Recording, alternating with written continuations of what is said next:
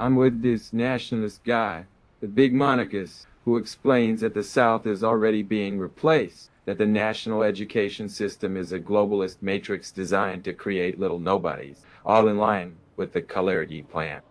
Anyway, for those who know a bit about all that. Okay, so the thing is, I was kind of a nationalist myself when I was around 20. I stayed in a relationship for 7 years with a Finnish woman. We almost had kids together, and then ultimately the question is,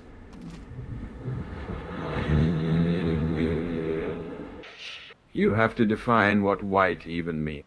Because when Hitler invaded Eastern Europe, he didn't have the same vision, since it was white people he was invading. By the way, World War II was basically a white civil war.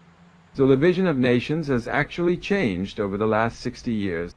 It's interesting to note that a French person is already somewhat mixed, already somewhat Africanized, since, well, we know about the Sicilian influences. There were Africans who were there, and as for the Iberians, they'd been there for ages.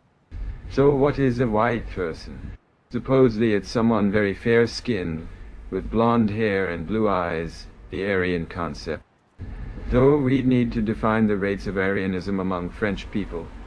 And even the Finns. I was in Finland, and they're very, very white. It's where you find the most blonde-haired, blue-eyed people. But there are the Sami people who are actually an Asian people. And the Finnish language has similarities with Turkish, even some Japanese connections, which is quite fascinating. All this to say that when we say white, it's pretty approximate.